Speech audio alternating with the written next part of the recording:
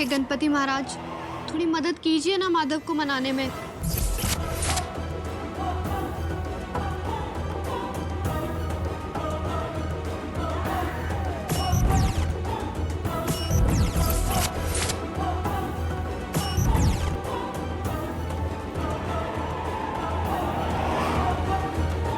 एकादशी से पहले माधव दूसरी शादी करने के लिए तैयार हो ही जाएगा। जब मैं आपसे कह चुका हूँ कि मुझे दूसरी बार शादी नहीं करनी है, तो फिर आप मेरे लिए दूसरा रिश्ता क्यों ढूंढ रही हैं? तेरी माँ को तेरी बहुत चिंता है माधव। चाहे कुछ भी हो जाए, मैं तेरे लिए अच्छी लड़की ढूंढ कर रहूंगी। नीलाम्बरी देवी जी का व्रत है। इन्होंने प्रण लिया है कि सूर्यास्त होने के पश्चात ये अंगारों पे चलेगी।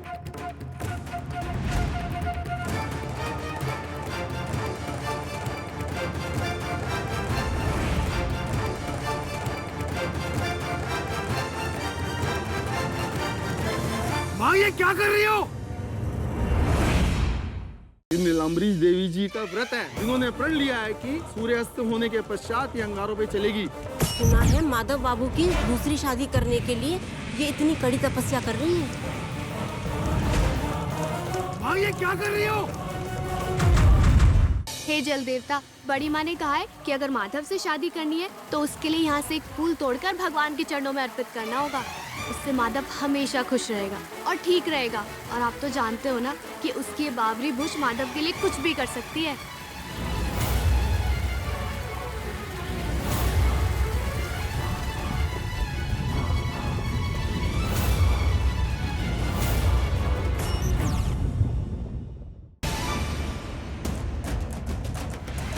किसने हाथ उठाया वैदेही पर? किसने हाथ उठाया? किसकी हिम्मत हुई वैदेही पर हाथ उठाने की?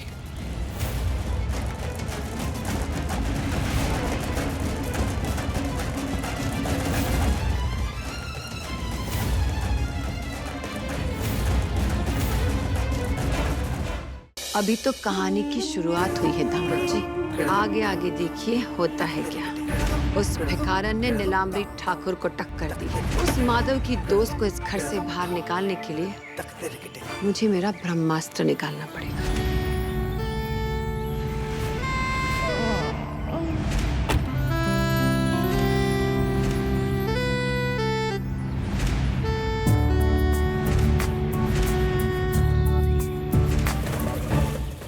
अभी तो कहानी की शुरुआत हुई है दामद जी। आगे आगे देखिए होता है क्या। उस भिखारन ने नीलाम्बरी ठाकुर को टक्कर दी है। उस माधव की दोस्त को इस घर से बाहर निकालने के लिए मुझे मेरा ब्रह्मास्त्र निकालना पड़ेगा।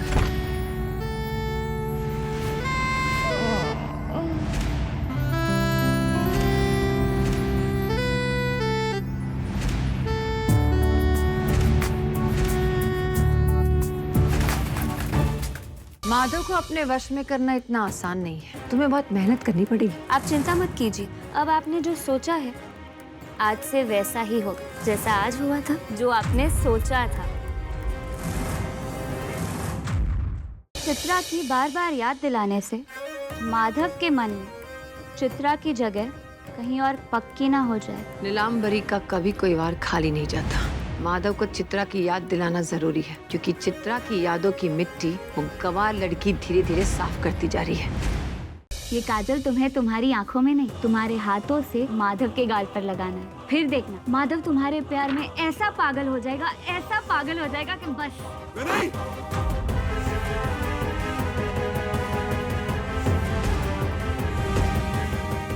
ये तूने किया है? ये तूने किया है? हाँ या ना? आपको पता था कि आपकी मेडिसिन खत्म हो गई है, तो अब टाइम से पहले मंगवा लेते ना। मुझे तो कुछ समझ में नहीं आ रहा कि कौन लाएगा। मैं ले आती हूँ रानी दीदी। रानी दीदी, आप मुझे पर्ची दीजिए। मैं बस यूँ गई और यूँ आई। कितना आसान है इस गंवार को बेवकूफ बनाना। माधव, अब वैदेही अंदर जंगल में चली गई है। उसे पता भी नहीं कि जंगल कितना खतरनाक है। अंदर पूरे तार ही तार लगे हुए हैं करंट के। वैदेही!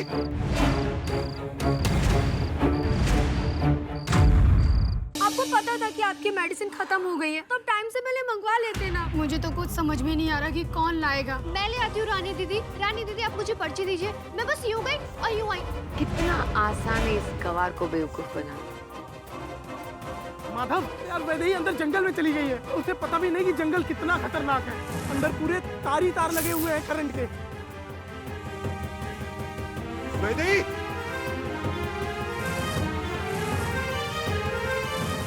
आराम आराम से, ये गड्ढे के यहाँ से धीरे धीरे इस तरफ चलना शुरू कर। और सुन, ध्यान से आना, इस तरफ गड्ढा है, उस तरफ खाई है। वैदेही, मुझे हाथ दे।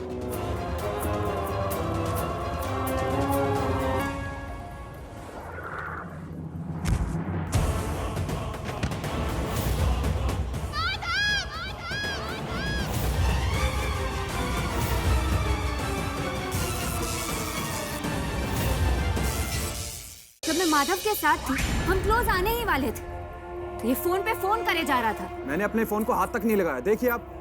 अगर संग्राम ने श्वेता को फोन नहीं किया और श्वेता के फोन पे फोन आ रहे थे, इसका मतलब कोई और है जो ये सब कुछ कर रहा है।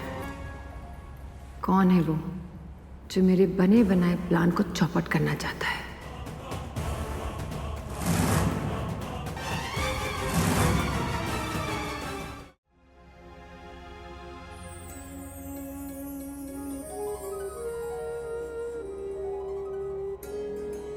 मंदिर इतना अच्छा किसने सजाया?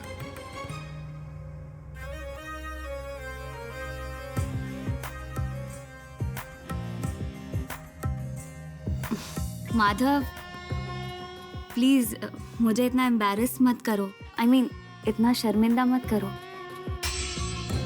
ये सब तो बस ऐसे ही, बट थैंक यू।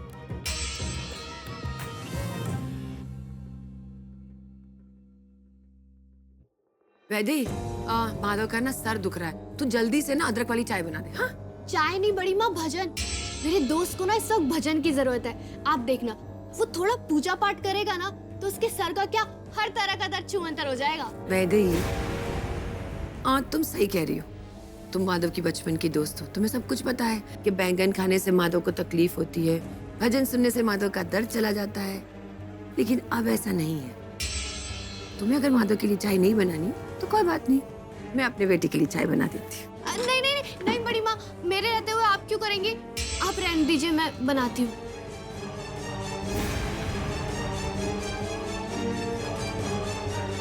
ला। जी।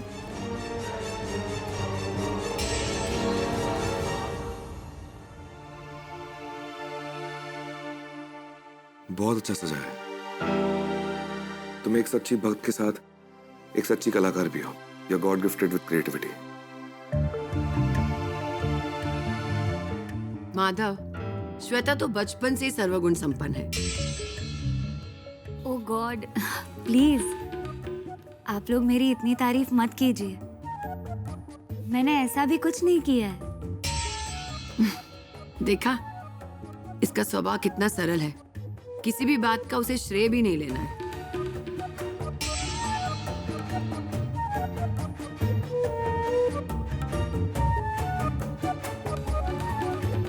अच्छा माम, मैं ऑफिस के लिए जा रहा हूँ। शाम को जल्दी आ जाना।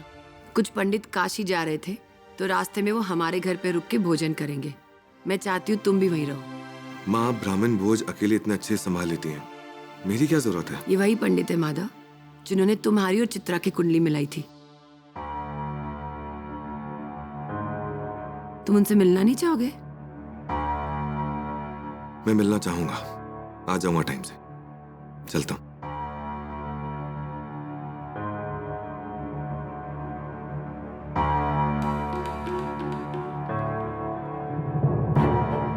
प्लान क्या है नीलामा?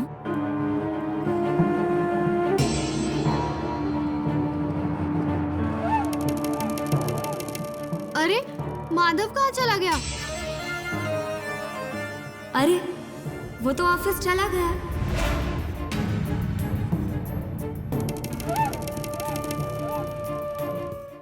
बता, जा अपनी कुंडली लेकर आओ।